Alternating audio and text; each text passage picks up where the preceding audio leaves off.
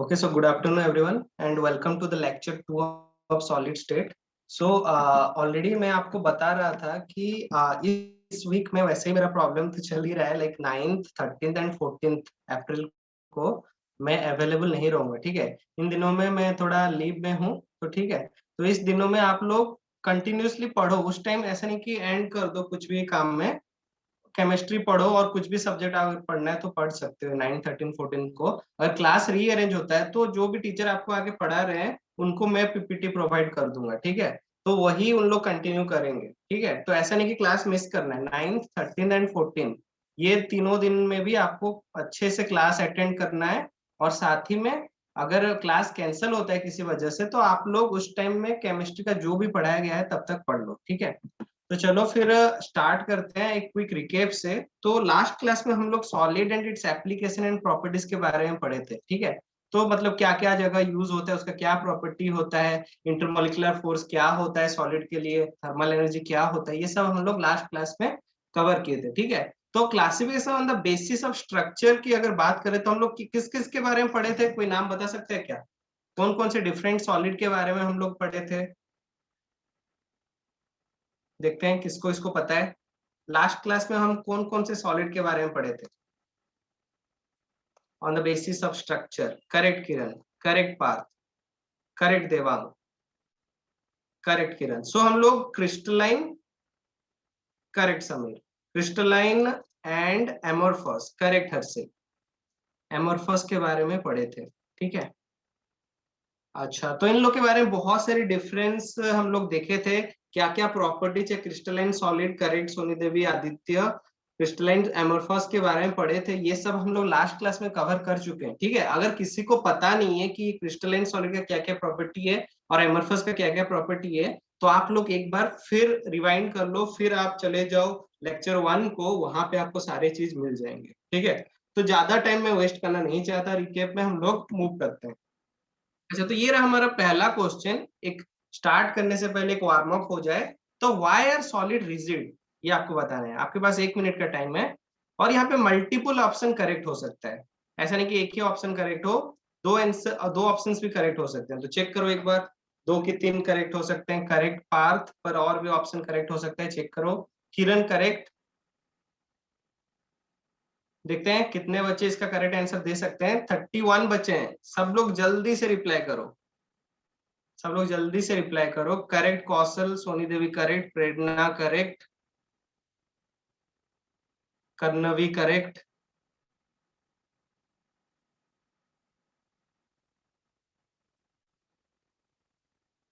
Kaveri correct, Harshita एक गलत हो गया, ज्यादा आंसर आप एक्स्ट्रा एक दे दिए। चलो चलो फिर मैं एंड करता। अच्छा, 10 सेकंड्स और है, आंसर कर लो सरमीन। और एक भी ऑप्शन, और एक दो ऑप्शन आप चेक करो कौन सा करेक्ट है। एक ऑप्शन आपका करेक्ट है, पार्थ करेक्ट है, निराली करेक्ट। चलो फिर एंड करते हैं पोल और देखते हैं कितने बच्चे आंसर करेक्ट दे रहे हैं। आदित्य करेक्ट, एक ऑप्शन आपका करेक्ट है, 2 ऑप्शन रॉन्ग हो गया। वेद करेक्ट है। ठीक है, तो आप लोग देख सकते हो लाइक 96% बच्चे बोल रहे हैं ऑप्शन बी करेक्ट है, 78% ऑप्शन ए करेक्ट है बोल रहे हैं। एंड या करेक्ट, करेक्ट किरण। वैसे सी और डी में कुछ कुछ बच्चे बोले हैं, पर देखते हैं क्या क्या करेक्ट यहाँ पे हो रहा है। तो देखो, पहले तो पार्टिकल्स आर क्लोजली पैक्ड, ये तो हमको पता है। अगर पार्टिकल्स क्लोजली पैक होंगे कुछ इस तरह, तो ऑब्वियसली क्या होगा, एक हमारा सॉलिड हमेशा रिजिड होगा क्योंकि इन लोग क्लोजली पैक्ड है। साथ ही में strong intermolecular force of attraction, जितना ज्यादा इंटरमोलिकुलर फोर्स है उतना क्लोजर आएंगे, उतना ज्यादा क्लोजली पैक होंगे और उतना ही सॉलिड रिजिड होगा। ठीक है, तो चलो फिर मूव करते हैं next question. Which of the following forms with minimum thermal energy, कौन सा मिनिमम थर्मल एनर्जी में फॉर्म होता है, ये आपको आंसर देना है। तो आपके पास अगेन 1 मिनट का टाइम है और मैं अगेन आपको पोल लंच करके दे रहा हूँ। ये सिंगल ऑप्शन करेक्ट आंसर है। ठीक है, तो किरण करेक्ट है, हर्षिल करेक्ट, सोनी देवी करेक्ट, कौशल गलत हो गया, प्रेरणा करेक्ट है, समीर करेक्ट है, कर्णवी गलत हो गया। मिनिमम थर्मल एनर्जी, मिनिमम, कौशल करेक्ट है, Harshita correct, Sharmin correct, Devang correct, Aditya correct, कुछ बच्चे थोड़ा सा कंफ्यूजन। मिनिमम थर्मल एनर्जी मतलब क्या, आपको सोचना है कि एटम क्लोज आ रहे हैं कि अपार्ट जा रहे हैं, ठीक है। Dilip correct, sorry sorry Dilip wrong हो गया, दिलीप रॉन्ग हो गया, कर्नवी भी रॉन्ग हो गया, चेक करो। गौरव करेक्ट है, लास्ट 10 सेकेंड्स।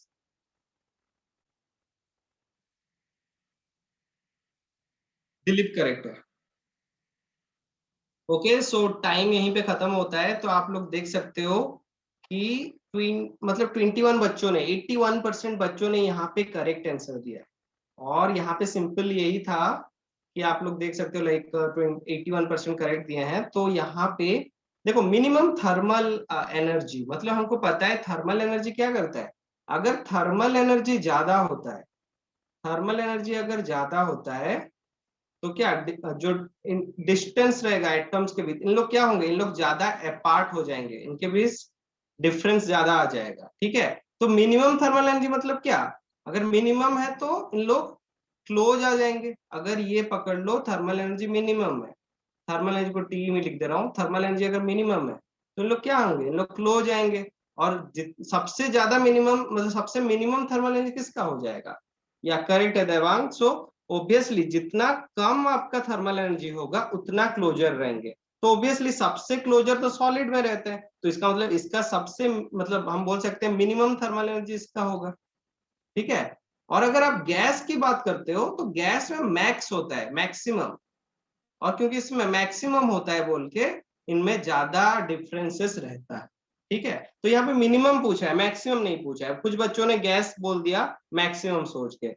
करेक्ट किरण, जैसे हमें बता रहे हैं कि अगर हम बात करें थर्मल एनर्जी का ऑर्डर के बारे में, तो गैस में सबसे ज्यादा होता है, फिर लिक्विड में, और फिर सॉलिड में, ठीक है। तो ये ऑर्डर याद रख सकते हो। ये हो गया हमारा decreasing order, decreasing order of thermal energy, ठीक है। Decreasing order of thermal energy. तो ये था, बहुत ही आसान क्वेश्चन था, ठीक है। ये नेक्स्ट क्वेश्चन, ये लास्ट क्वेश्चन है वार्म अप का, तो जल्दी से आंसर दे दो। ये आंसर मेरे को चाहिए चैट पे, ठीक है। तो मैं पोल लंच नहीं कर रहा हूँ, मेरे को चाहिए चैट पे इसका आंसर, ठीक है। सिंगल ऑप्शन करेक्ट क्वेश्चन है। Which of the following character is crystal crystal solid. Kiran correct है, देवांग करेक्ट है, वेद करेक्ट है, कौशल, दिलीप, सोनी देवी, हर्षिल करेक्ट है। तो अभी तक तो सारे बच्चों ने करेक्ट आंसर दिया है, समीर भी करेक्ट है। और 30 सेकेंड्स है, सब लोग रिप्लाई करो जल्दी से। करेक्ट दिक्साली, करेक्ट प्रेरणा, आदित्य, कर्णवी करेक्ट। चलो अभी तक सबका आंसर करेक्ट है, ये बहुत बड़ी बात है। तब सब लोग को समझ में आ गया इसका अर्थ है। अश्विनी करेक्ट है, इटाची करेक्ट है, लास्ट 10 सेकेंड्स।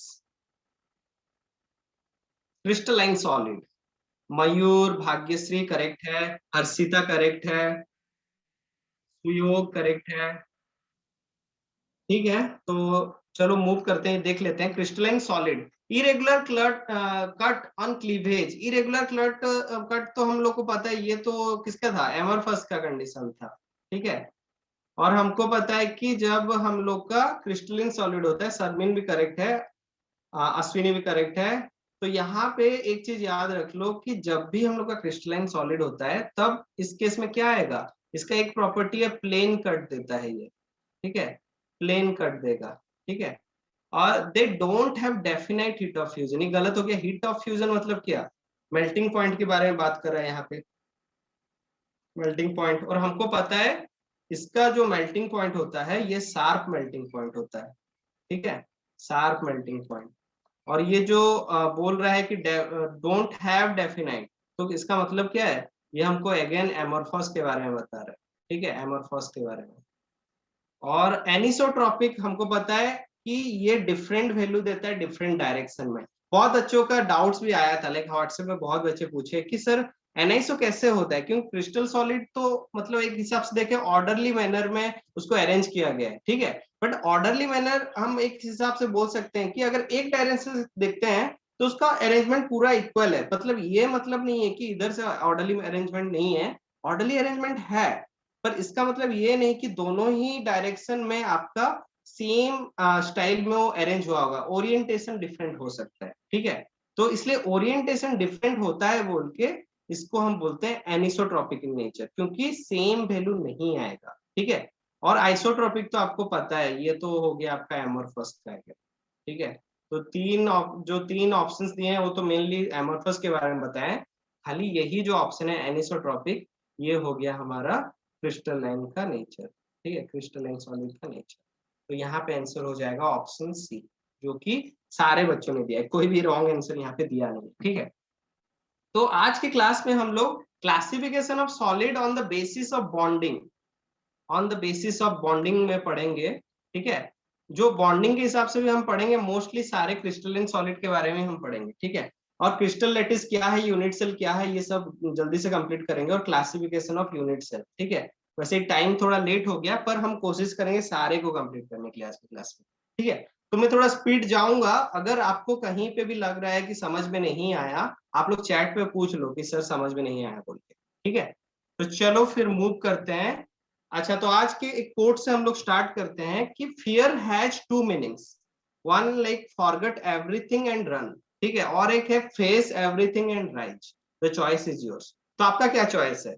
अगर फियर का दो मीनिंग है, एक बोल रहा है कि भूल जाओ और भाग जाओ, और एक बोल रहा है कि नहीं फेस करेंगे और राइज करेंगे, तो आप कौन सा फॉलो करना चाहते हो? ग्रेट ग्रेट, करनवी, किरण, सरवीन, देवांग, प्रेरणा, सोनी देवी, ग्रेट।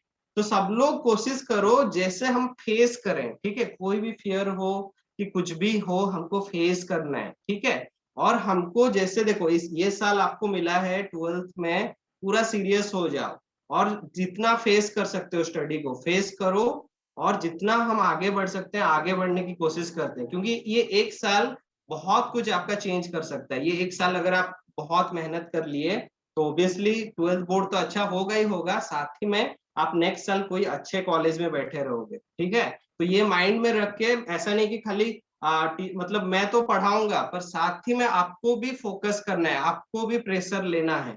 अगर आप प्रेशर नहीं ले रहे हो, अगर आप नहीं पढ़ रहे हो, तो फिर प्रॉब्लम हो जाएगा। क्या होता है ना, अभी मैं आपको एग्जांपल दे सकता हूँ कि अभी बहुत बच्चे जो 12th में आपके सीनियर भैया लोग हैं, उन लोग लाइक एक साल लॉकडाउन मिल गया तो सोचे कि चलो थोड़ा सा एंजॉय कर लेते हैं, बाद में पढ़ लेंगे।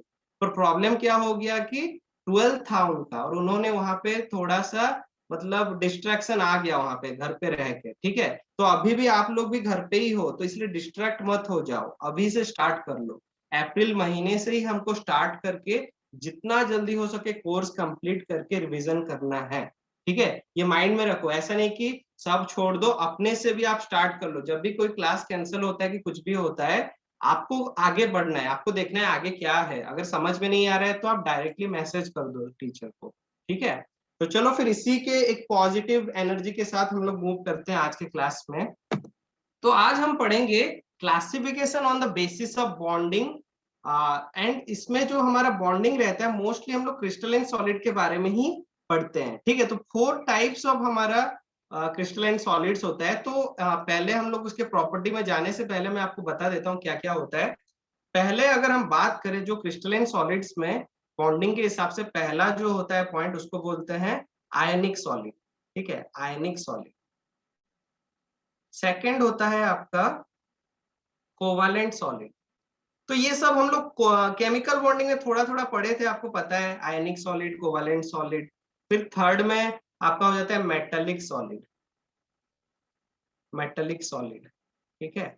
और इसके बाद जो होता है ये थोड़ा डिफरेंट है, ये है जो मॉलिक्यूलर सॉलिड, ठीक है। और मॉलिक्यूलर सॉलिड अगेन क्लासिफाइड है 4 टाइप्स में। तो यहाँ पे आपका हो जाएगा नॉन पोलर, ठीक है, नॉन पोलर हो जाएगा, एक हो जाएगा पोलर, ठीक है, नॉन पोलर, पोलर, और एक है, बस 3 टाइप के हैं, और एक है आपका हाइड्रोजन बॉन्डिंग, एच बॉन्डिंग, ठीक है।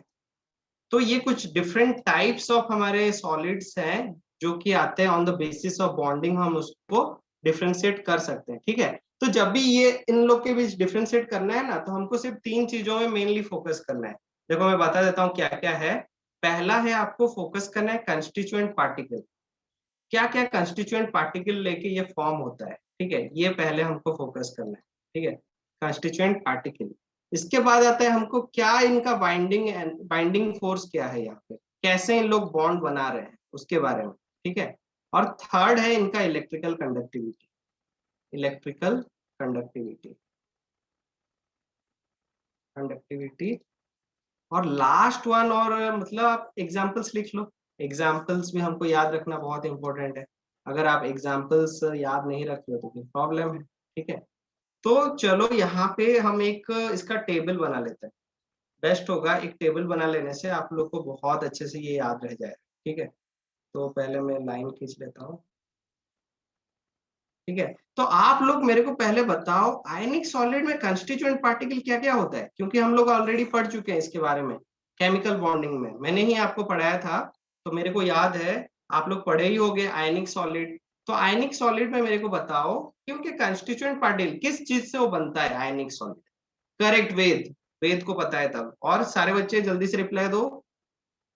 Correct Devang, correct Harshita. तो सिंपल है, बहुत बच्चे का आंसर आ गया, सोनी देवी करेक्ट है। पहले तो मैं लिख देता हूँ सिंपली आयंस, ठीक है। पहले सब लोग लिख सकते हो आयंस, ठीक है। और ये आयंस आपको पता है, दो टाइप के आयंस के बारे में हम बात करते हैं, ठीक है। सोनी देवी दिलीप करेक्ट है, हर्षिता भी करेक्ट है। तो यहाँ पे एक हो जाएगा आपका कैटायन और एक हो जाएगा एनायन, ठीक है। तो ये है कंस्टिट्यूएंट पार्टिकल, ये दोनों को मिलके हम लोग आयनिक सॉलिड फॉर्म करते हैं। अच्छा, इनके बीच जो बाइंडिंग फोर्स होता है क्या होता है, कोई बता सकता है? What is the binding force between this cation and anion, क्या क्या रहता है? लिख दे रहा हूं मैं। Correct, correct Devang, correct Harshil, electrostatic, correct. Van der Waals के अरे दिलीप, वेंडरवाल तो नहीं होगा, वेंडरवाल तो वीक फोर्स हो गया, ठीक है। तो वेंडरवाल नहीं होगा, हमारा यहाँ पे आंसर हो जाएगा, एक सेकेंड, हमारा यहाँ पे आंसर हो जाएगा इलेक्ट्रोस्टैटिक फोर्स ऑफ अट्रैक्शन, ठीक है। मैं लिख दे रहा हूँ खाली इलेक्ट्रोस्टैटिक फोर्स, ठीक है, इलेक्ट्रोस्टैटिक फोर्स। वैसे इलेक्ट्रिकल कंडक्टिविटी क्या होगा आयनिक का, कोई बता सकता है?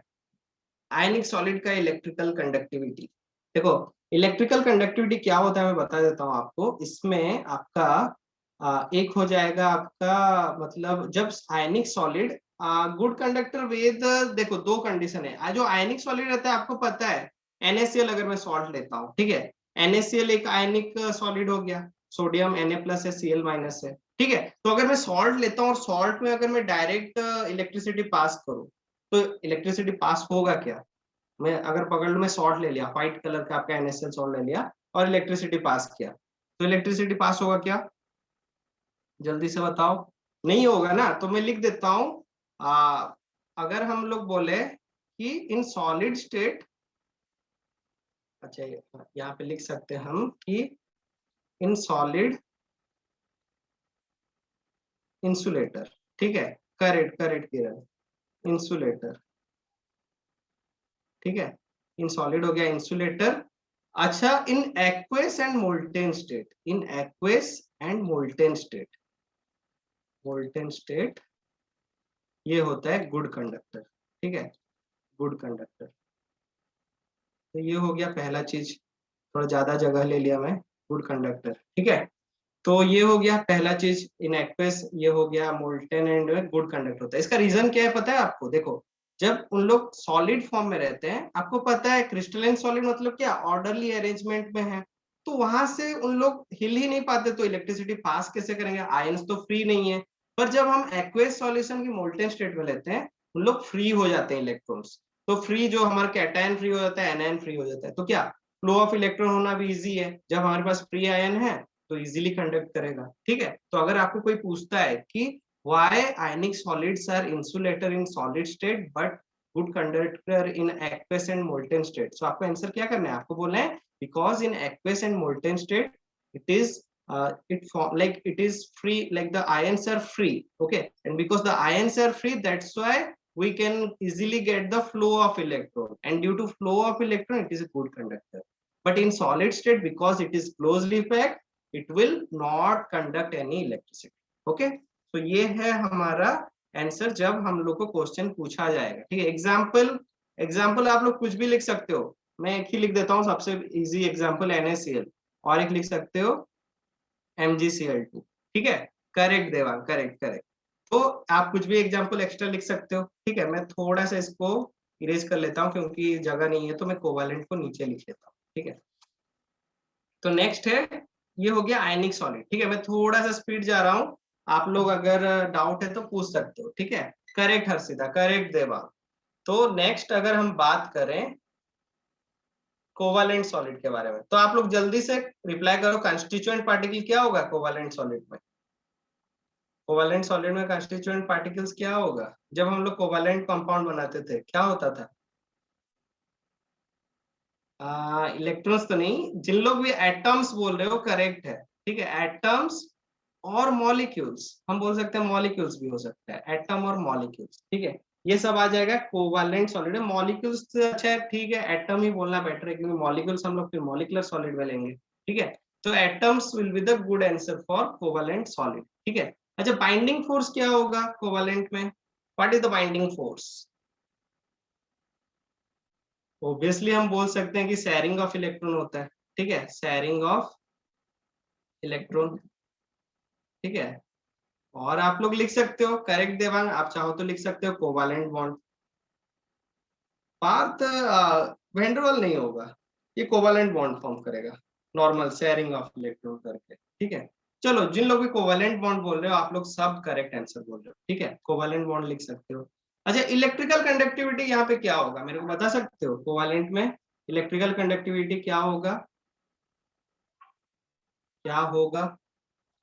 मैं लिख दे रहा हूँ, ये इंसुलेटर्स होते हैं। ठीक है, इंसुलेटर होते हैं, क्योंकि लाइक इन लोग शेयर कर रहे हैं ना इलेक्ट्रॉन, तो इन लोग के पास तो अवेलेबल नहीं होगा, लाइक फ्लो कैसे होगा अगर इन लोग शेयर कर लिए और अच्छे से बॉन्ड बना लिए तो। ठीक है, तो इन लोग इंसुलेटर होते हैं, करेक्ट सर में। तो एग्जाम्पल, कोई एग्जाम्पल दे सकता है? मैं लिख दे रहा हूँ, Cl2 हो गया। ठीक है, H2 हो गया, चलो कर्नवी भी करेक्ट है, NO2 हो गया, एटसेट्रा, कुछ भी आप एग्जाम्पल दे सकते हो। ठीक है, तो ये हो गया कोवालेंट। नेक्स्ट हम लोग बात करेंगे मेटेलिक सॉलिड का। ठीक है, मेटेलिक थोड़ा सा मतलब डिफरेंट आएगा, जो कि आप लोगों को समझना है मेटेलिक सॉलिड है क्या। ठीक है, तो इसको थोड़ा एक्सटेंड कर लेते हैं, मेटेलिक सॉलिड। तो गाइज मेटेलिक सॉलिड का कंस्टिट्यूएंट पार्टिकल क्या होगा, कोई बता सकता है? ये थोड़ा नया है आप लोगों के लिए, मेटेलिक सॉलिड का कंस्टिट्यूएंट पार्टिकल। मेटल्स, हाँ मतलब हम लोग बोल सकते हैं मेटल्स, पर बेस्ट होगा अगर हम लोग बोलेंगे कि मेटल्स की जगह अगर हम बोलेंगे positive electrons, sorry positive ions, positive ions, positive ions present in, present in, positive ions present in sea of electron, in sea of electron. ये मैंने क्यों बोला आपको मैं समझा देता हूँ। देखो क्या होता है, जो मेटल्स रहता है ना, मेटल्स तो होगा ही, सबको पता है मेटेलिक का बॉन्ड मतलब हम लोग का मेटेलिक सॉलिड है, मतलब मेटल तो होगा ही। पर हम लोग क्या बोलेंगे यहाँ पे, क्योंकि आपको पता है मेटल्स का नेचर क्या होता है, उन लोग क्या बनाना चाहते हैं, कैटायन बनाना चाहते हैं कि एनायन बनाना चाहते हैं? ये कोई बता सकता है? मेटल्स क्या बनाना चाहते हैं, कैटायन की एनायन? अगर पकड़ लो मैं सोडियम मेटल लेता हूँ, ये क्या बनाना चाहेगा? करेक्ट हर्षिल। तो जो हमारा मेटल्स रहता है, चलो जिन लोग भी कैटायन बोल रहे हो बहुत ही करेक्ट है। तो जो हमारा मेटल्स रहते हैं, इन लोग क्या चाहते हैं, इन लोग कैटायन बनाना चाहते हैं। तो कैटायन कैसे बनाएंगे, इन लोग क्या करेंगे तो कैटायन बनेगा? जो हमारा सोडियम रहेगा ये कैसे कैटायन बना सकता है? ये क्या करेगा, ये मतलब इलेक्ट्रॉन रिलीज करेगा। करेक्ट, करेक्ट निखिल, करेक्ट बात। तो जो इलेक्ट्रॉन रिलीज करने के लिए किस टाइप का एनर्जी चाहिए इसको, ये कितना मतलब क्या टाइप का एनर्जी लेके इलेक्ट्रॉन रिलीज करेगा, उस एनर्जी को क्या बोलते हैं? The amount of energy release to one electron, what is that? Correct, correct Ved, correct Nikhil. तो ये सब हम पढ़े हैं ऑलरेडी पीरियडिक प्रॉपर्टीज में। ये हो गया आयोनाइजेशन एनर्जी। ठीक है, आयोनाइजेशन एनर्जी लेके ये क्या करेगा, ये आयोनाइजेशन एनर्जी लेके यहाँ पे आपका इलेक्ट्रॉन लूज करेगा। ठीक है, तो हम बोल सकते हैं कि ये हमेशा Na+ फॉर्म करता है। ठीक है, तो अभी क्या होगा अगर एक मैं बहुत बड़ा एक मेटल ले लेता हूँ, मेटल का एक बहुत बड़ा प्लेन प्लेट ले लेता हूँ। ठीक है, तो इसमें जो मेटल्स रहते हैं ऑब्वियसली यहाँ पे क्या Na से ये पैक्ड होगा। ओके, तो यहाँ पे इन लोग क्या होते हैं, स्टेबल फॉर्म में रहने के लिए ये Na+ फॉर्म करते हैं बहुत सारा। ठीक है। तो ये जब Na+ फॉर्म करते हैं बहुत सारा इस टाइप का, तो इन लोग का क्या होता है, इन लोग के चारों ओर, क्योंकि इन लोग इलेक्ट्रॉन रिलीज करते हैं, तो यहाँ पे क्या हमको इलेक्ट्रॉन मिलेगा, फ्री इलेक्ट्रॉन्स मिलेगा, जो कि इन लोग रिलीज कर रहे हैं। ठीक है, तो ये जो फ्री इलेक्ट्रॉन हमको मिलता है, तो हम यहाँ पे बोल सकते हैं कि देख सकते हो आपकी एक मतलब डिफरेंट पॉजिटिव आयंस यहाँ पे प्रेजेंट है, और भी सी ऑफ इलेक्ट्रॉन, मतलब एक इलेक्ट्रॉन के सागर में इन लोग को हम पा सकते हैं। ठीक है, तो यहाँ पे एक चीज आप लोग को भी बताओ, क्योंकि इलेक्ट्रॉन तो इन लोग रिलीज कर रहे हैं, तो यहाँ पे इलेक्ट्रॉन क्या होगा, यहाँ पे फ्री होगा कि इलेक्ट्रॉन फिर भी बाउंडेड होगा, सो Na+ के साथ यहाँ पे इलेक्ट्रॉन फ्री होगा कि बाउंडेड होगा? हाँ, करेक्ट करेक्ट वेद, वैसे बोल सकते हैं हम लोग। तो यहाँ करेक्ट भाग्यश्री, यहाँ पे इलेक्ट्रॉन फ्री होगा, इसलिए आप बोल सकते हो मेटल गुड कंडक्टर है कि बैड कंडक्टर है। करेक्ट श्रुति, करेक्ट देवा। तो मेटल गुड कंडक्टर है कि बैड कंडक्टर है? इलेक्ट्रिकल कंडक्टिविटी पहले लिख लेते हैं, क्या होगा ये हो जाएगा हमारा क्या, गुड कंडक्टर, क्योंकि इसमें फ्री इलेक्ट्रॉन्स है। ठीक है, क्योंकि जो भी मेटल्स रहते हैं उन लोग इलेक्ट्रॉन रिलीज करके खुद पॉजिटिवली चार्ज बिहेव करते हैं, और इसी कारण जो हमारा इलेक्ट्रॉन रहता है वो गुड इलेक्ट्रिकल कंडक्टिविटी शो करता है। ठीक है, अच्छा बाइंडिंग फोर्स यहाँ पे मैं क्या लिखूं, मेटेलिक बॉन्ड ही लिख दूंगा। ठीक है, इसमें ज्यादा और कुछ सोचना नहीं है, कंफ्यूजन नहीं होगा, मेटेलिक बॉन्ड। ठीक है, मेटेलिक बॉन्ड हो गया ये। और एग्जाम्पल, क्या एग्जाम्पल दे सकते हैं, कोई मेटल्स दे दो, Fe, कि आपका कॉपर, कि आपका इवन मर्क्यूरी भी, मर्क्यूरी लिक्विड होता है पर वो तो मेटेलिक है, मेटेलिक सॉलिड फॉर्म करेगा। तो मतलब अच्छा ये तो लिक्विड में हो गया, तो चल लिक्विड को हटा देते हैं, बेटर है। हम और कुछ एग्जांपल ले लें, जैसे कि मैग्नीशियम ले लो, ठीक है, गोल्ड ले लो, चलो करेक्ट है वेद, गोल्ड भी ले सकते हो। ठीक है, तो ये हो गया मेटेलिक सॉलिड। ठीक है, और एक बाकी रह गया, बहुत बड़ा इंपॉर्टेंट वाला रह गया, एक और एक पेज ऐड कर लेते हैं उसके लिए, जो कि है हमारा क्या, मॉलिक्यूलर सॉलिड। ठीक है, तो मॉलिक्यूलर सॉलिड के लिए और एक एक्स्ट्रा पेज ऐड कर लेते हैं। तो देखो मॉलिक्यूलर सॉलिड में क्या होता है, पहले मैं लिख देता हूँ मॉलिक्यूलर सॉलिड। अच्छा, मॉलिक्यूलर सॉलिड का क्या हो रहेगा कॉन्स्टिट्यूएंट पार्टिकल, ऑब्वियसली मॉलिक्यूल्स रहेगा। ठीक है, मॉलिक्यूल्स रहेगा, करेक्ट है, वो सिंपल है सबसे। ठीक है, तो मॉलिक्यूल्स हो गया। अभी यहाँ पे मैं लिख दूंगा, पकड़ लो, पहला हो गया नॉन पोलर। ठीक है, अच्छा नॉन पोलर में देखो कॉन्स्टिट्यूएंट पार्टिकल तो सबका ही मॉलिक्यूल्स है। ठीक है, तो और कुछ लिखना है, इसका बाइंडिंग फोर्स क्या होगा, बाइंडिंग फोर्स इसमें क्या होगा नॉन पोलर में, बाइंडिंग फोर्स। अभी मेरे को करेक्ट आंसर बहुत बार वो जो फोर्स के बारे में बहुत लोग रिपीट कर चुके हैं ऑलरेडी, तो देखते हैं कौन बोल सकता है नॉन पोलर में बाइंडिंग फोर्स क्या होगा। देखो ये जितने भी मॉलिक्यूलर सॉलिड होते हैं ना, इनमें बाइंडिंग फोर्स जिसको हम बोलते हैं, ये होता है आपका वेंडरवाल फोर्स। ठीक है, जो आप लोग बहुत बार बोल चुके हो वेंडरवाल फोर्स के बारे में। ठीक है, तो मोस्टली यहाँ पे मैं लिख सकता हूँ, करेक्ट देवांग, करेक्ट वेद, मैं लिख सकता हूँ ये हो जाएगा आपका वीक डिस्पर्सन फोर्स। ठीक है, वीक डिस्पर्सन फोर्स, और लंदन फोर्स भी बोलते हैं। ठीक है, वीक डिस्पर्सन फोर्स और लंदन फोर्स हो गया। ठीक है, लंदन फोर्स हो गया। इसके बाद ये तो हो गया बाइंडिंग फोर्स की बात। कंडक्टिविटी देखो मैं पहले से ही बता दे रहा हूँ, कंडक्टिविटी सारे ही इंसुलेटर होंगे इसमें। ठीक है, तो कंडक्टिविटी के बारे में ज्यादा सोचना जरूरत नहीं है, यहाँ पे आप लोग लिख देना इंसुलेटर। ठीक है, इंसुलेटर। अच्छा नेक्स्ट आप बोल सकते हो, नेक्स्ट है आपका, पर जो हमने पढ़ाया था ऑलरेडी, लाइक लंदन फोर्स जो होता है, क्या होता है कि जब हम लोग के पास नॉन पोलर दो नॉन पोलर अगर मॉलिक्यूल्स हैं, ठीक है, नॉन पोलर मॉलिक्यूल्स हैं, ठीक है, तो इनमें क्या होता है ना कि ये दोनों लाइक इन लोग का कोई भी चार्ज नहीं रहता, पॉजिटिव की नेगेटिव कुछ भी नहीं रहता। ठीक है, तो दिलीप, अच्छा मॉलिक्यूलर सॉलिड फिर रिपीट, देखो दिलीप मॉलिक्यूलर सॉलिड में कुछ ज्यादा है नहीं, इसमें सिंपल आप ऐसे याद रख सकते हो कि जो मॉलिक्यूलर सॉलिड होता है उसमें मॉलिक्यूल्स हो जाते हैं, उनका कंस्टिट्यूएंट पार्टिकल। वाइंडिंग फोर्स में हम लोग वीक फोर्सेस लिखने से बेटर होगा वैंडरवाल फोर्सेस से, बट हम लोग लिख सकते हैं weak dispersion forces, weak forces. ठीक है, और कंडक्टिविटी सारे ही इंसुलेटर रहते हैं, तो हम लोग एक एक करके भी स्टार्ट किए। ठीक है, हाँ कोवैलेंट सॉलिड में, हाँ हार्ड हम लोग बोल सकते हैं, लाइक आपका सॉफ्ट कोवैलेंट सॉलिड आपका इंसुलेटर होंगे, हार्ड कंडक्टर होंगे। कुछ कुछ आपका मोस्टली अगर देखा जाए देवांग, तो कोवैलेंट सॉलिड मोस्टली आपका इंसुलेटर रहता है, कुछ कुछ कंडक्टर रहता है, ठीक है। मतलब उसका नॉर्मल रीजन आप बोल सकते हो कि देखो उसमें भी क्या होता है कि अगर हार्ड मतलब पैकिंग उसका स्ट्रांग है, ठीक है, तो उसमें भी क्या होता है, जब म्यूचुअल शेयरिंग ऑफ इलेक्ट्रॉन होता है तो कुछ हद तक कोई कोई अपने इलेक्ट्रोनेगेटिविटी ज्यादा के कारण इलेक्ट्रॉन को अपने ओर खींचते हैं, ठीक है। तो इसलिए क्या होता है, अगेन वहां पे इलेक्ट्रॉन का फ्लो देखने को मिलता है, ठीक है। इसलिए वो बोल रहा है कि आपका जो हार्ड रहता है मतलब जो भी कोवैलेंट सॉलिड वो कंडक्टर दिखाता है, क्योंकि उसमें एक हिसाब से फ्लो ऑफ इलेक्ट्रॉन हमको देखने को मिलता है, ठीक है। पर सॉफ्ट कोवैलेंट बॉन्ड सॉलिड्स में क्या होता है, उन लोग शेयरिंग ऑफ इलेक्ट्रॉन कर लेते हैं, पूरा इक्वली शेयर हो जाता है इलेक्ट्रॉन, ठीक है।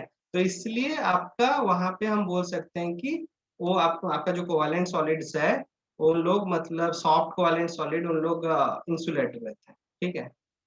हाँ हाँ करेक्ट वेद। तो यहाँ पे देखो नॉन पोलर के बारे में कौन पूछा था, एक सेकंड, बाइंडिंग फोर्स के बारे में।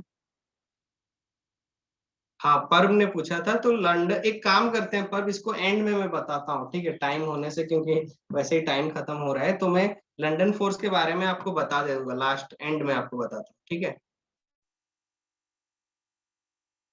अच्छा अच्छा ओके ओके नो प्रॉब्लम, वही है मतलब कि सॉफ्ट में आपका एक हिसाब से बोल सकते हो फ्री इलेक्ट्रॉन्स रहता है, इसलिए वो मूव करता है, ठीक है। पर आपका जो हार्ड रहता है उसमें मूवमेंट हो नहीं पाता, इसलिए जैसे कि आप ग्राफाइट का एग्जांपल ले सकते हो, जैसे कि वेद ने बताया कि ग्राफाइट जैसे सॉफ्ट रहता है, ठीक है, इसलिए उसमें क्या होता है, इलेक्ट्रॉन फ्लो होने के कारण हम उसको इलेक्ट्रोड के हिसाब से भी यूज करते हैं, ठीक है। तो जो भी हमारा सॉफ्ट कोवैलेंट बॉन्ड्स है उन लोग आपका गुड कंडक्टर रहते हैं, और जिन लोग हार्ड रहते हैं उन लोग बैड कंडक्टर रहते हैं, ठीक है, इंसुलेटर रहते हैं, ठीक है। तो नॉन पोलर में सिंपल आप ऐसे याद रख सकते हो, एग्जाम्पल आप ले सकते हो नॉन पोलर में, सिंपल देखो नॉन पोलर भी वही कोवैलेंट सॉलिड्स में भी आ जाते हैं, तो एग्जाम्पल आप ले सकते हो H2 हो गया, वही मॉलिक्यूल्स आ जाएंगे, फिर H2Cl2 के मॉलिक्यूल्स, ये सब आ जाएंगे आपके examples of non polar solid में, ठीक है। अगर हम बात करें पोलर के बारे में, ठीक है, पोलर के बारे में, तो इसमें भी मॉलिक्यूल्स होगा, ठीक है। और यहाँ पे बाइंडिंग फोर्स क्या हो जाएगा, binding force week four interaction में क्या पढ़े थे पोलर कंपाउंड के लिए, कोई बता सकता है, पोलर कंपाउंड के लिए डाइपोल डाइपोल इंटरेक्शन, इसके बारे में पढ़े थे। डाइपोल डाइपोल इंटरेक्शन अगर हो रहा है, ठीक है, तो ये हो जाएगा आपका पोलर सॉलिड, ठीक है। जितने भी वीक इंटरेक्शन है जिसको समझ में नहीं आया है केमिकल बॉन्डिंग में, उनको मैं लास्ट में समझा दूंगा, आज के एंड, जब हम लोग का क्लास एंड होगा तब मैं समझा दूंगा, ठीक है। तो मैं थोड़ा सा आपका 10-15 मिनट एक्स्ट्रा लूंगा आज क्लास, क्योंकि वैसे ही हम लोग लेट में स्टार्ट किए, ठीक है। और ऑब्वियसली ये भी हम लोग का इंसुलेटर हो जाएगा, ठीक है। और लास्ट है एच बॉन्डिंग, हाइड्रोजन बॉन्डिंग, ठीक है, हाइड्रोजन बॉन्डिंग। और हाइड्रोजन बॉन्डिंग मतलब इसमें भी डाइपोल डाइपोल इंटरेक्शन रहता है मेन, बट होता है कि इसमें एच बॉन्ड फॉर्म होता है, ठीक है। इसमें क्या होता है, एच बॉन्ड आपको पढ़ाया गया था कि जब हाइड्रोजन मोस्ट इलेक्ट्रोनेगेटिव एटम्स जैसे कि ऑक्सीजन, नाइट्रोजन एंड फ्लोरीन के साथ अगर बॉन्ड बनाता है, तब हमको हाइड्रोजन बॉन्डिंग मिलता है, ठीक है। उन लोग क्या करते हैं, यहाँ पे दो टाइप के पढ़े गए थे, एक है इंटरमोलिकुलर और एक है आपका इंट्रामोलिकुलर। हाँ करेक्ट है, फोन, मतलब आप याद रखने के लिए ऐसे ही याद रख सकते हो फोन, ये तीनों के साथ अगर बना रहे हैं तो ये हो जाएगा आपका एच बॉन्डिंग, ठीक है। ये भी इंसुलेटर रहते हैं, एग्जाम्पल आप ले सकते हो H2O, ठीक है, NH3, HF, और भी बहुत सारे एग्जाम्पल्स आप ले सकते हो, ठीक है। तो ये सारे के हमारे मॉलिक्यूल्स ही हो जाएंगे कंस्टिट्यूएंट पार्टिकल, ठीक है। तो इसी के साथ हम लोग मूव करते हैं कि क्या डिफरेंट टाइप्स ऑफ, मतलब इन लोग का नॉर्मल प्रॉपर्टीज हम लोग देख लिए, जैसे कि कंस्टिट्यूएंट पार्टिकल हो गया, बाइंडिंग फोर्स हो गया, और आपका क्या बोलते हैं इलेक्ट्रिकल कंडक्टिविटी हो गया, और एग्जांपल्स भी हम लोग देख लिए। बस और कुछ कुछ एक्स्ट्रा प्रॉपर्टीज रहता है, जैसे मेटल, आप सभी को पता है मेटल सॉलिड्स क्या होंगे, मेलिएबल होंगे, डक्टाइल होंगे, लस्ट्रस होंगे। तो कुछ कुछ प्रॉपर्टीज है जो हम अभी देखेंगे, ठीक है। तो चलो मूव करते हैं उसके पार्ट के लिए। तो चलो मूव करते हैं, लेट्स मूव फॉरवर्ड। वैसे ही आईपीएल का सीजन अभी चल रहा है, तो इसमें माइंड ज्यादा देना नहीं है, पर चलो उसी के चलते हम लोग अभी मूव करते हैं और देखते हैं कि आपका क्या डिफरेंट डिफरेंट सॉलिड्स के प्रॉपर्टीज है, ठीक है। तो पहले हम लोग बात करेंगे आयनिक सॉलिड के बारे में अगेन। तो जस्ट प्रॉपर्टीज है, आप लोग बाद में नोट कर लेना। तो देखो ऑलरेडी मैंने आपको बता दिया था कि आयंस से इन लोग मतलब आयंस यूज करते हैं हम लोग, इलेक्ट्रोस्टैटिक फोर्स से इन लोग हार्ड एंड ब्रिटल रहते हैं। जो आयनिक सॉलिड है उन लोग हार्ड रहते हैं पर ब्रिटल रहते हैं। अगर हम चाहे, ब्रिटल का मतलब है उसको हम ब्रेक कर सकते हैं, ठीक है, वो ब्रेक हो जाते हैं, ठीक है। हाई मेल्टिंग इन लोग का, क्योंकि आयनिक सॉलिड क्या होता है, एक चीज याद रख लो, जिसमें भी आपका मतलब जो हम लोग का बाइंडिंग फोर्स जो सबसे स्ट्रांग है, अगर उस अगर बाइंडिंग फोर्स बहुत ही ज्यादा स्ट्रांग है तो हमारा melting point and boiling point high होगा, ठीक है। तो हमेशा आयनिक सॉलिड का melting point and boiling point बहुत हाई होता है, ठीक है। तो ये बहुत इंपॉर्टेंट पॉइंट है, इसको याद रखो, ठीक है। Electrical insulator in solid state, electrical conductor in molten and ये तो मैं बता चुका हूँ। एग्जाम्पल्स आप देख सकते हो NaCl एंड CF2, ठीक है। अभी चलते हैं कोवैलेंट सॉलिड। तो कोवैलेंट में पता है आपको मेड अप ऑफ एटम्स है, ठीक है, कोवैलेंट बॉन्ड्स है। ये भी हार्ड एंड ब्रिटल होते हैं, इसको भी हम ब्रेक कर सकते हैं, ठीक है। और इसमें एक्सट्रीमली हाई मेल्टिंग पॉइंट रहता है, इसमें मेल्टिंग पॉइंट हाई रहता है आज कंपेयर टू आपका आयनिक सॉलिड से भी, क्योंकि इन लोग का क्या होता है, इनका जो मतलब मॉलिक्यूल्स होते हैं, ठीक है, उनके बीच बहुत स्ट्रॉन्ग इंटरेक्शन, मतलब जो एटम्स फॉर्म कर लिया आपका कोवैलेंट बॉन्ड, इसके बाद उनके मॉलिक्यूल्स के साथ उनका इंटरेक्शन बहुत ज्यादा हो जाता है, ठीक है। तो इसलिए उनको मेल्ट करना बहुत डिफिकल्ट है, इसलिए इनका बहुत हाई मेल्टिंग पॉइंट रहता है। साथ ही में इन लोग इंसुलेटर रहते हैं। और हाँ, एग्जाम्पल्स में अगर हम बात करें तो diamond, silicon, carbide and graphite आ जाता है, जिसमें ग्राफाइट आपका एक एक्सेप्शन है इलेक्ट्रिकल कंडक्टिविटी के लिए, ठीक है, एक्सेप्शन फॉर इलेक्ट्रिकल कंडक्टिविटी,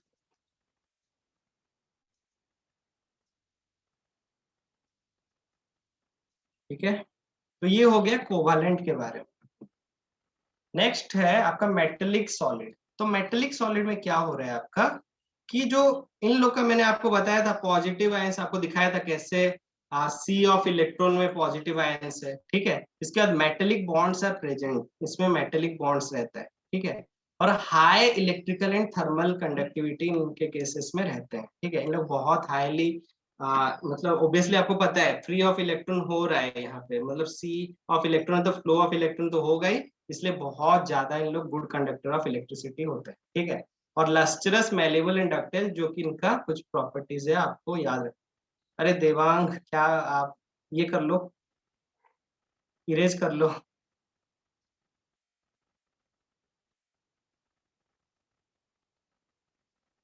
एक सेकेंड।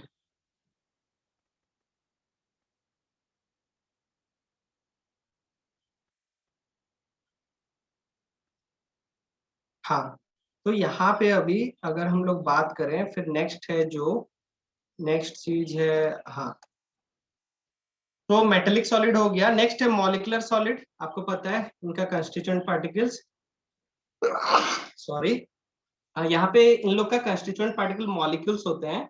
और यहाँ पे आप लोग देख सकते हो different types, non polar, polar and hydrogen bond, ठीक है। जो नॉन पोलर मॉलिक्यूल्स होते हैं, इनमें एग्जांपल दे दिया हाइड H2Cl2 etc, इन लोग सब नॉन पोलर होते हैं। और इनमें वीक डिस्पर्सन और लंडन फोर्स प्रेजेंट रहता है, ठीक है। इन लोग obviously soft and non conductor of electricity होते हैं, ठीक है।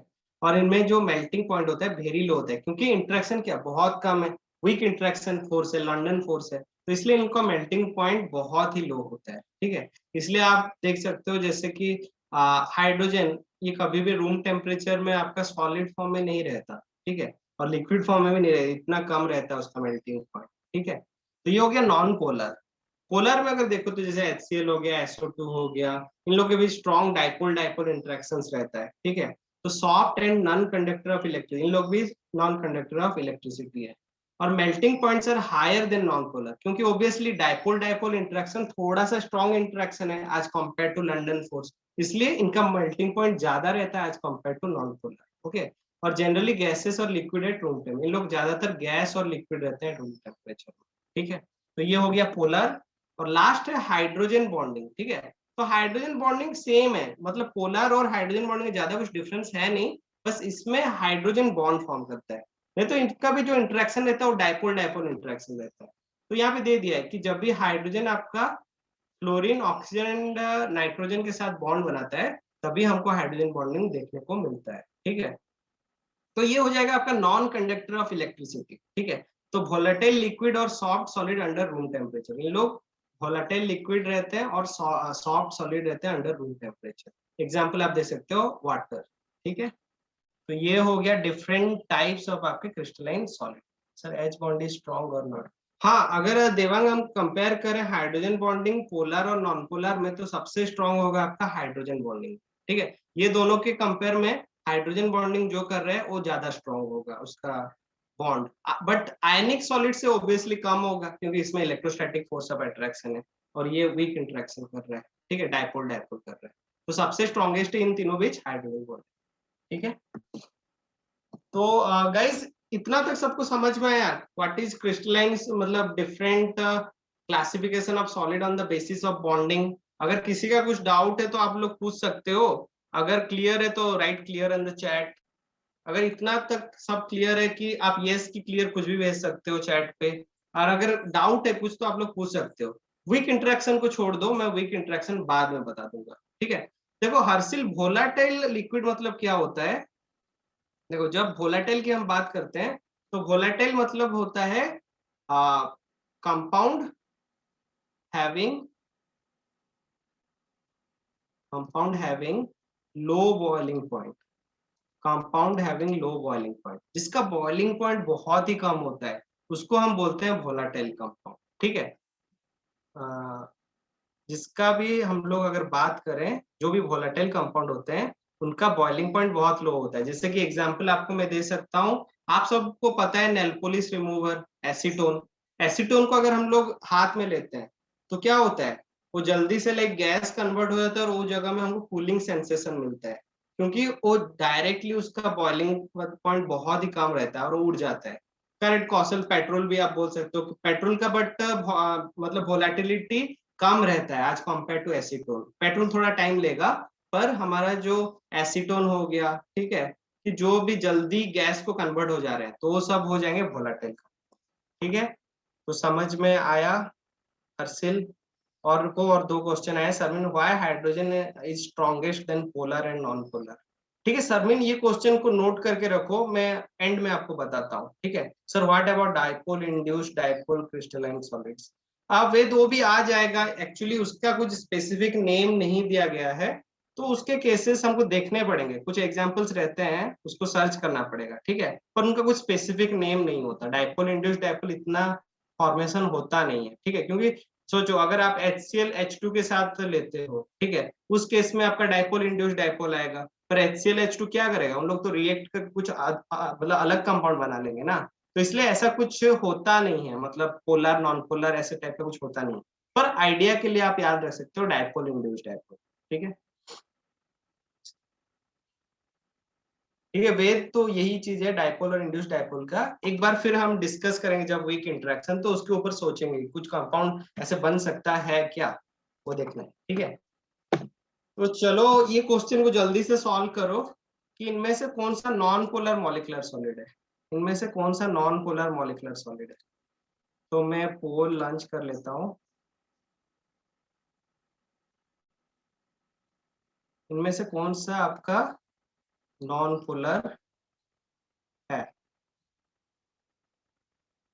तो करेक्ट समीर, करेक्ट वेद, करना भी गलत हो गया, सोनी देवी करेक्ट, हर्षिता करेक्ट। देखो पोलर नॉन पोलर मैंने पढ़ाया था आपको जब केमिकल बॉन्डिंग पढ़ाया गया था, पर अगर आप कोई समझ नहीं पाया है तो आप एक बार लिख दो कि डोंट नो बोल के, पोलर नॉन पोलर के लिए डोंट डोंट नो लिख दो। अगर डोंट नो है तो मैं फिर आपको एंड में आज के क्लास में बता दूंगा फिर, ठीक है। चलो कुछ बच्चे तो करेक्ट दे रहे हैं, कुछ बच्चे गलत भी दे रहे हैं, चलो ठीक है, करना भी मैं लास्ट में बताता हूँ आपको पोलर नॉन पोलर कैसे निकालना रहता है। तो मेरे को दो चीजें भी बताने हैं, पोलर नॉन पोलर कैसे निकालना है और वीक इंटरेक्शंस क्या क्या होता है। चलो मैं एंड कर देता हूँ पोल, और आप लोग देख सकते हो कि 56% बच्चे बोल रहे हैं ऑप्शन बी करेक्ट है, और करेक्ट भी है, क्योंकि देखो जब भी हम लोग पोलर नॉन पोलर की बात करते हैं ना, तो यहीं पे आप थोड़ा सा समझ लो, जैसे कि SO2 को मैं बनाया, ठीक है, SO2 अगर मैं इसका स्ट्रक्चर हूं तो इसका कितना टोटल हमारा 6 होता है, इसका जो बैलेंस इलेक्ट्रॉन, ठीक है। तो ये पहले तो डबल बॉन्ड बना लेता है दो SO के साथ, और एक आपका लोन पेयर रहता है, ठीक है। इसका जो शेप है, इसका जो स्ट्रक्चर है, ये हो जाएगा आपका ट्रायगोनल प्लानर, ठीक है। और इसका जो शेप आ जाएगा, ये आ जाएगा बेंड शेप, ठीक है। और साथ ही में अगर इसका बात करें कि ये पोलर है कि नॉन पोलर, तो देखो ये क्या होता है कि सल्फर से ऑक्सीजन की ओर इसका डायरेक्शन रहेगा, ठीक है। और ऑब्वियसली लोन पेयर है तो ऊपर की ओर भी रहेगा, ठीक है। तो यहाँ पे अच्छा, cause it is generally considered as a type of, हाँ हाँ करेक्ट है देवांग। तो यहाँ पे देखो, क्योंकि सबसे ज्यादा इलेक्ट्रोनेगेटिव लोन पेयर होता है, तो ऑब्वियसली यहाँ पे डायरेक्शन डिवाइड हो रहा है, मतलब एक हमको सिंगल डायरेक्शन नहीं मिल रहा है। पर क्योंकि लोन पेयर है बोल के इसका डायपोल मोमेंट रहता है, ठीक है। तो ये न्यू इसका जो होगा ये नॉट इक्वल टू जीरो होगा, ठीक है। और न्यू जब नॉट इक्वल टू जीरो होता है तो ये पोलर होता है, ठीक है। पर अगर Cl2 की बात करो, अब Cl में देखो क्या हो रहा है, ये आपका सिंगल बॉन्ड बना है और यहाँ पे क्या, दोनों ही सेम इलेक्ट्रोनेगेटिविटी है, तो हमको तो एक डायरेक्शन नहीं मिल रहा है, दोनों सेम ही डिवाइड कर ले रहे हैं, ठीक है। दोनों सेम ही डिवाइड कर रहे हैं, तो इसलिए यहाँ पे mu is equal to zero हो जाएगा। और जब न्यू इक्वल टू जीरो होता है, ये हो जाएगा नॉन पोलर, ठीक है। ये हो गया नॉन पोलर। HCl की अगर हम बात करें, तो HCl में आप देख सकते हो, HCl में क्या हो रहा है, यहाँ पे क्लोरीन ज्यादा इलेक्ट्रोनेगेटिव है, तो इसका डायरेक्शन क्लोरीन की ओर है, तो mu is not equal to zero, तो पोलर। NH3, NH3 में क्या होता है, ऐसा हाइड्रोजन बॉन्डेड है, ठीक है। और एक लोन पेयर है, तो यहाँ पे क्या होगा, आपका डायरेक्शन सब ऊपर की ओर होता है, ठीक है। तो हमको एक स्पेसिफिक डायरेक्शन यहाँ पे मिलता है जो कि ऊपर की ओर है, ठीक है। क्योंकि ऊपर की ओर हमको स्पेसिफिक डायरेक्शन मिल रहा है, तो mu is not equal to zero, और ये भी पोलर, ठीक है। तो करना भी थोड़ा सा आइडिया तो आपको मिल ही गया होगा यहाँ से, कि जब भी हमको डायरेक्शन एक सिंगल डायरेक्शन मिलता है तो हो जाएगा पोलर। अगर डायरेक्शन डिवाइड हो जा रहा है तो नॉन पोलर होता है। पर अगर लोन पेयर है, अगर डिवाइड हो भी जा रहा है पर लोन पेयर है, तो इसका मतलब वो हो जाएगा हमारा पोलर कंपाउंड, ठीक है। तो नॉन पोलर में डिवाइड हो मतलब हो जाता होगा, मतलब कि वहां पे एक स्पेसिफिक डायरेक्शन नहीं मिलता होगा, तो यहाँ पे आंसर हो जाएगा ऑप्शन बी, ठीक है। तो चलो मेन पार्ट आज हम अभी मूव करेंगे, ठीक है। जो हमारा अभी मेनली इस चैप्टर में हम लोग पढ़ने वाले हैं कि एक सॉलिड एक्चुअली कैसे फॉर्म में, कैसे उसके कंस्टिट्यूएंट पार्टिकल बॉन्ड होते हैं और कैसे फॉर्मेशन करते हैं, ठीक है। तो इसमें क्या होता है, जो हम लोग का, जो भी हम लोग मेनली हम लोग पढ़ेंगे क्रिस्टलाइन सॉलिड के बारे में, ठीक है। क्रिस्टलाइन सॉलिड के बारे में हम लोग मोस्टली इस चैप्टर में पढ़ेंगे। और इसमें पहले हम पढ़ने वाले हैं crystal lattice. So what is crystal lattice, okay. तो इसको अगर मैं लिखूं तो लिख सकते हैं कि ए रेगुलर अरेंजमेंट ऑफ, ये लिखने से द लिख दे रहे हैं, the regular arrangement of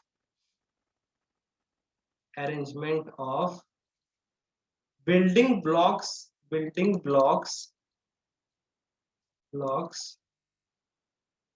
of crystalline solid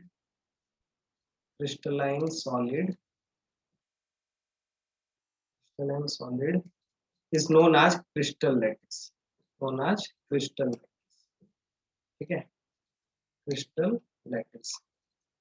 तो ये हमेशा याद रख लो कि जब आपका बिल्डिंग ब्लॉक्स कुछ भी हो सकता है, ठीक है, एटम्स हो सकता है, मॉलिक्यूल्स हो सकते हैं, कुछ भी हो सकता है, क्योंकि क्रिस्टलाइन सॉलिड में तो सब आ रहा है ना, एटम्स भी आ सकता है, मॉलिक्यूल्स भी आ सकता है, आयंस भी आ सकता है। तो उन लोग का जो अरेंजमेंट हम लोग बताते हैं solid in A 3D, actually in A 3D arrangement, 3D में लिख देने से अच्छा होगा, क्योंकि 3D में जब हम उसको दिखाते हैं तो उसको हम बोलते हैं क्रिस्टल लैटिस, ठीक है। तो उसको आप दिखा सकते हो कि the regular arrangement of building blocks inside the crystalline solid is known as your crystal lattice. तो इसके कुछ कैरेक्टरिस्टिक्स हमको देखना है। जैसे पॉइंट वन में मैं लिख सकता हूँ कि जो हमारा पॉइंट वन में अगर देखा जाए तो ये जो पॉइंट्स आप देख सकते हो डॉट डॉट स्ट्रक्चर में, इसको बोला जाता है लैटिस पॉइंट, ठीक है। तो ये लैटिस पॉइंट में क्या रहेगा, आपको सोच रहे हैं क्या रह सकते हैं इस लैटिस पॉइंट, कोई बोल सकता है इस लैटिस पॉइंट में हम क्या रखेंगे। मैं लिख देता हूं, it consist of, correct correct Ved, it consist of, correct Bhagyashree, consist of constituent particle. और खाली एटम तो नहीं, कुछ भी हो सकता है कंस्टिट्यूएंट पार्टिकल्स में, ठीक है। It consist of constituent particles, bracket में लिख देता हूं, एटम आयंस, एंड मॉलिक्यूल्स, ठीक है। सेकेंड पॉइंट में हम लिख सकते हैं कि ये जो लाइन इनको ज्वाइन किया है, ठीक है, आप देख सकते हो लाइंस इसमें ज्वाइन किया हुआ है, ठीक है। तो ये जो लाइन का वर्क क्या है, ये लिख सकते हैं हम, this lines help helps us to help us to know about the, हाँ इमेजिनरी लाइन है, ठीक है, नो अबाउट द, हाँ मोस्टली वेद करेक्ट ही बोल रहे हो, बट हम ऐसे बोल सकते हैं कि this line help us to know about the geometry और स्ट्रक्चर, ज्योमेट्री ज्योमेट्री ऑफ, अच्छा थोड़ा सा इसको, geometry of the solid, geometry of the solid, ठीक है। तो ये बहुत इंपॉर्टेंट है, ये हमको हेल्प करेगा ज्योमेट्री ऑफ सॉलिड जानने की, ठीक है। तो इसका अगर हम लोग नेक्स्ट की बात करें तो यूनिट सेल क्या है फिर, ठीक है। तो ऑब्वियसली एक अगर हम लोग बड़ा सा हम क्रिस्टल लैटिस लेते हैं, ठीक है, तो डेफिनेटली उसमें एक स्पेसिफिक पार्ट होगा, जो मतलब उसका एक मतलब छोटा सा सबसे छोटा पार्ट होगा, ठीक है। जैसे कि हमारा मतलब हम एक बड़ा कंपाउंड लेते हैं तो उसका सबसे छोटा सा एटम मतलब छोटा सा पार्ट होता है एटम, ठीक है। सिमिलरली क्रिस्टलाइन लैटिस का सबसे छोटा सा पार्ट होता है यूनिट सेल, ठीक है। तो एक हिसाब से बोल सकते हैं कि ये हो जाएगा स्मॉलेस्ट पोर्शन, स्मॉलेस्ट, एक हिसाब से लिख सकते हैं इसको द स्मॉलेस्ट, अरे क्या हो रहा है, the smallest part of a crystal lattice of a crystal lattice of a crystal lattice which can be repeated, okay, which can be repeated, हम इसको जितना बार भी रिपीट कर सकते हैं, which can be repeated in all direction, in all direction to generate entire lattice, to generate entire lattice, entire lattice, entire lattice, to generate entire lattice is known as unit cell, is known as unit cell, ठीक है। तो ये हो गया आपका unit cell, ठीक है। तो इसका भी कुछ कुछ प्रॉपर्टीज रहते हैं, कुछ कुछ पैरामीटर्स रहते हैं, जैसे कि मैं आपको बता देता हूँ एक यूनिट सेल का क्या क्या पैरामीटर है। तो आप देख सकते हो जैसे कि यहाँ पे जो साइड्स रहते हैं इसका एक एज लेंथ रहेगा गारंटी, ठीक है। तो आप इस डायग्राम में अगर एज लेंथ देखोगे तो मैंने इसको लिख दिया है ए बी सी बोल के, ये ए हो गया, ये बी हो गया, ये सी हो गया। तो इनके ऊपर डिपेंड करेगा एक यूनिट सेल, ठीक है, ए बी सी के ऊपर। साथ ही में इनके एंगल्स रहेंगे, ठीक है, इनके एंगल्स रहेंगे। और ये एंगल्स मतलब आपका यहाँ पे देख सकते हो अल्फा बीटा गामा के हिसाब से मैं डिनोट किया हूँ, ठीक है, अल्फा बीटा गामा। तो इनके ऊपर डिपेंड करेगा कि कैसा टाइप का यूनिट सेल फॉर्म हो रहा है, ठीक है। और थर्ड है कि लोकेशन ऑफ पार्टिकल्स, ठीक है। और ऑब्वियसली पार्टिकल्स के अकॉर्डिंगली आपको पता चलेगा कि किस टाइप का यूनिट सेल ये फॉर्म कर रहा है, ठीक है। तो ये है आपका डिफरेंट मतलब क्रिस्टल लैटिस के बारे में और यूनिट सेल के बारे में। और कुछ पार्ट रह गया जैसे कि हम यूनिट सेल में कितने डिफरेंट टाइप्स के होते हैं इसके बारे में हम लोग पढ़ेंगे नेक्स्ट क्लास में, ठीक है।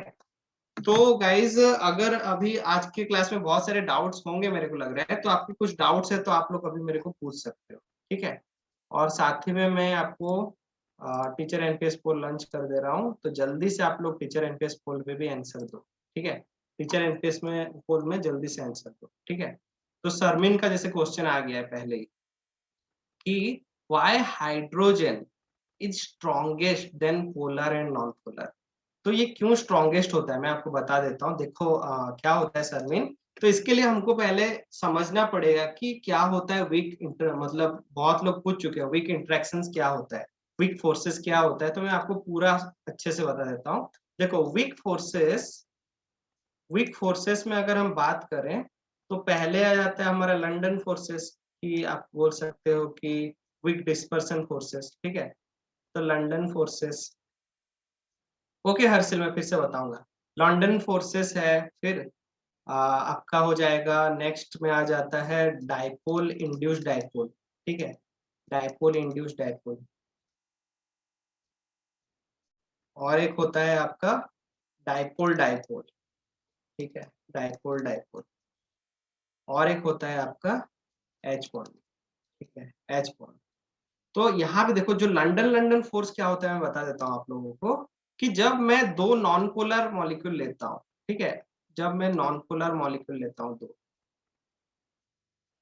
इनके बीच कुछ इंटरेक्शन होता नहीं है, ठीक है, इनके बीच लाइक कुछ भी इंटरेक्शन होता नहीं है इनिशियली, क्योंकि इन लोग लाइक ऐसे ही स्टेबल है, मतलब इनका कोई भी पॉजिटिव नेगेटिव चार्ज होता नहीं है, इन लोग इक्वल शेयर किए हैं, ठीक है। और हम अगर दो मॉलिक्यूल्स लिए हैं तो क्या होता है, पकड़ लो, अगर मैं इसको कुछ फोर्स ऑफ मतलब या इधर कुछ एनर्जी पास किया, ये फोर्स दिया कुछ हिसाब से इस नॉन पोलर मॉलिक्यूल को, तो अगर ये कन्वर्ट हो जा रहा है पॉजिटिव एंड नेगेटिव, ऐसे कन्वर्ट हो जा रहा है, अगर इसका पॉजिटिव पार्ट मतलब जो हमारा न्यूक्लियस है इस साइड आ गया, तो ऑब्वियसली ये जो पीछे वाला साइड है, ये पीछे वाला साइड क्या हो जाएगा, अगर पॉजिटिव न्यूक्लियस इस साइड है तो ये जो पीछे वाला साइड हो जाएगा पार्शियली नेगेटिव, ठीक है, मतलब यहाँ पे डेल नेगेटिव मतलब पार्शियली नेगेटिव। और ये क्योंकि पार्शियली नेगेटिव जब हो जाता है तो ये जो मतलब पॉजिटिव ये मतलब स्टेबल होके था, अभी क्या करेगा, इसका न्यूक्लियस इसकी ओर अट्रैक्ट करेगा, ठीक है, और जब न्यूक्लियस इसकी ओर अट्रैक्ट करता है तो इसका भी पॉजिटिव जो न्यूक्लियस है इस तरह आ जाएगा। तो क्योंकि अभी यहाँ पे नेगेटिव है, पार्शियली नेगेटिव है और ये इसकी ओर इंटरेक्ट कर रहा है, तो इसलिए ये जो फोर्स है इसको हम बोलेंगे लंडन फोर्स और वीक डिस्पर्सन फोर्स, क्योंकि कुछ ना कुछ हमको फोर्स यहाँ पे मिल रहा है, ठीक है। या करेक्ट वेद, क्योंकि हाँ जैसे कि वेद भी अच्छा आइडिया दिए कि इन लोग सिमेट्रिकल थे और एक अनसिमेट्रिकल होने के कारण ये भी अनसिमेट्रिकल हो जा रहा है, ठीक है, तो इसलिए यहाँ पे हमको एक लंडन फोर्स, एक स्मॉल मतलब बहुत ही वीक इंटरेक्शन मिल रहा है, ओब्वियसली बहुत ही डिफिकल्टी से हमको एनर्जी देना पड़ रहा है उसको अनसिमेट्रिकल करने के लिए, ठीक है, तो इसलिए एक बहुत ही सबसे वीक इंटरेक्शन होता है, सबसे वीक फोर्स है, ठीक है।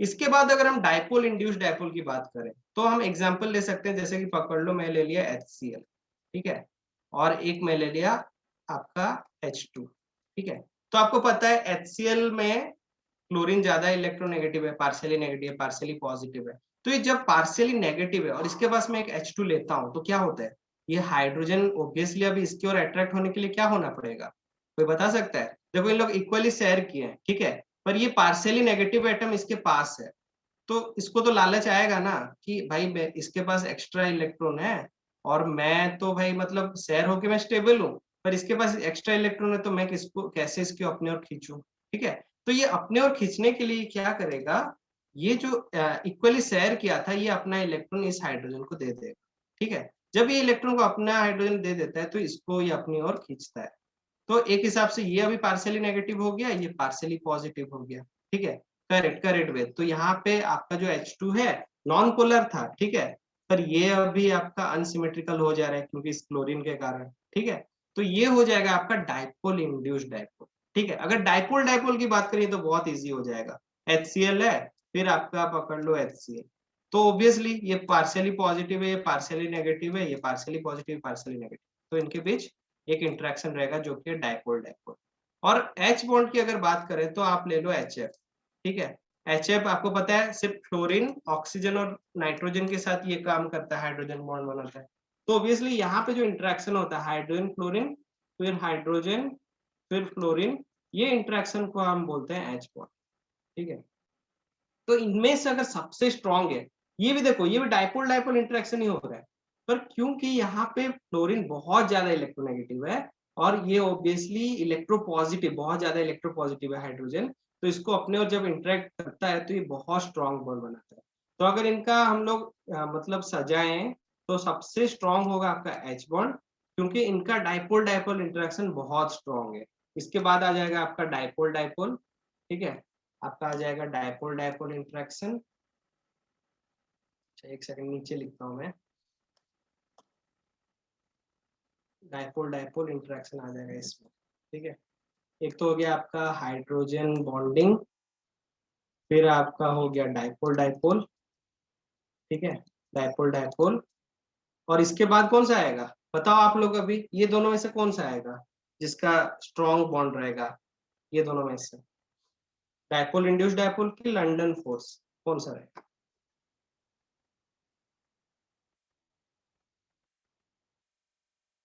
करेक्ट करेक्ट हर्षिल, तो लिख सकते हैं डायपोल इंड्यूस्ड डायपोल। ठीक है, correct correct Sameer, correct path. Dipole induced dipole, क्योंकि डायपोल ऑब्वियसली पहले से ही मतलब एक हिसाब से बोल सकते हैं कि अनसिमेट्रिकल है, तो आराम से खींच लेगा। पर जो हमारा सबसे वीक होता है, सबसे वीक है वो है, एक हिसाब से हम बोल सकते हैं लंदन फोर्स, क्योंकि इसमें दोनों ही सिमेट्रिकल रहते हैं इनिशियली, तो उनको कन्वर्ट करना बहुत डिफिकल्ट है। ठीक है, तो ये हो गया एक आपका केस। तो इसमें किसका इसका डाउट था, क्लियर हुआ क्या? जैसे कि वीक इंटरेक्शन के बारे में सरमिन क्लियर हुआ? और क्रिस्टल, बहुत लोग पूछ रहे हैं क्रिस्टल लैटिस एंड, देखो लैटिस मतलब ये है, सिंपली आप लोग याद रख लो कि लैटिस मतलब ये हमको 3D arrangement of a crystal compound दे रहा है। ठीक है, क्रिस्टल लैटिस मतलब आपका 3D arrangement, 3D arrangement of crystalline solid. ठीक है, crystalline solid, 3D arrangement of crystalline solid, crystal lattice हो गया। अगर कोई पूछ रहा है लैटिस क्या है, तो लैटिस मतलब ऑब्वियसली क्योंकि इसमें लैटिस पॉइंट्स रहते हैं, ठीक है, तो इनका नाम ही दे दिया गया है, इसलिए क्रिस्टल लैटिस। मतलब कि जो भी crystalline solid contains lattice point, वो हो जाएगा हमारा लैटिस। ठीक है, तो ये सब हो गया लैटिस पॉइंट। तो एक चीज और बता देता हूँ, मैं बताना भूल गया था, ये लैटिस पॉइंट हो जाएगा, और जो बीच पार्ट है इसको बोलते हैं interstitial side. Interstitial, interstitial side, इसको भी याद रखना है। ठीक है, इंटरस्टिशियल साइड। ठीक है, और जो भी यूनिट सेल पूछ रहा है, यूनिट सेल मतलब अगर पकड़ लो ये एक बड़ा सा हमारा क्रिस्टल लैटिस है, जो कि मैं 2D में दिखा रहा हूँ, तो ये बहुत सारे छोटे छोटे यूनिट सेल से फॉर्म हुआ होगा, कुछ इस तरह का। ठीक है, तो यहाँ पे एक हिसाब से हम बोल सकते हैं ये हो जाएगा हमारा यूनिट सेल, सबसे छोटा जो है, जो सबसे छोटा बिल्डिंग ब्लॉक है उसको हम बोलेंगे यूनिट सेल। और यूनिट सेल अगर मैं ड्रॉ करूँ एक क्यूबिक में बनाता हूँ, ये एक क्यूबिक यूनिट सेल है। ठीक है, और ये क्यूबिक यूनिट सेल में आपका लैटिस पॉइंट्स भी प्रेजेंट है। ठीक है, कॉर्नर्स में भी है। ठीक है, ये कॉर्नर्स आपके लैटिस पॉइंट पे है। ठीक है, करेक्ट देवांग, आप बोल सकते हो स्मॉलेस्ट यूनिट ऑफ लैटिस, जैसे एटम होता है एक कंपाउंड का, स्मॉलेस्ट यूनिट ऑफ लैटिस। ठीक है, तो ये हो जाएगा यूनिट सेल। ठीक है, तो गाइज क्लियर हुआ आप लोगों का डाउट? कि अगर किसी का कुछ और डाउट है तो पूछ सकते हो। हर्षिल क्लियर हुआ? Lattice, crystal lattice and unit cell. Akshay clear हुआ? चलो सरविन का क्लियर हो गया। हर्षिल, अक्षय, आपका रिप्लाई चाहिए? ओके ओके, अगर और किसी का कुछ डाउट है तो आप लोग पूछ सकते हो, नहीं तो फिर एंड कर देंगे क्योंकि आप लोग का नेक्स्ट क्लास है फिर। चलो ओके ओके, तो फिर ठीक है, तो थोड़ा सा आज नेटवर्क इशू हो गया, नेक्स्ट टाइम से हम कोशिश करेंगे ये सब इशू ना हो और क्लास अच्छे से चले। ठीक है, फिर भी आप लोग याद रख लो कि अभी 3 दिन, शायद 9th मतलब परसों ही मैं थोड़ा बिजी हूँ, 9th 13th एंड 14th को। ठीक है, आई एम नॉट अवेलेबल, इस दिनों में मैं लीव में हूँ। तो अगर होगा तो आपका क्लास कोई टीचर ले लेंगे, उनको मैं भेज दूंगा मेरे हिसाब से प्लान, नहीं तो आप लोग खुद से पढ़ना। ठीक है, मैं आते ही फिर आपको कंटिन्यू करूंगा अच्छे से। ठीक है, चलो, तो फिर एंड करते हैं आज का क्लास। ठीक है फिर, अच्छा पोल एंड कर देता हूँ, 31 बच्चों ने रिप्लाई दिया है। ठीक है फिर, बाय बाय, बाय एवरीवन, फिर मिलेंगे कल। ठीक है, कल तो शायद क्लास नहीं है, फिर हम डायरेक्ट मिलेंगे 10th को। ठीक है, चलो, okay, bye by Soni Devi, bye everyone.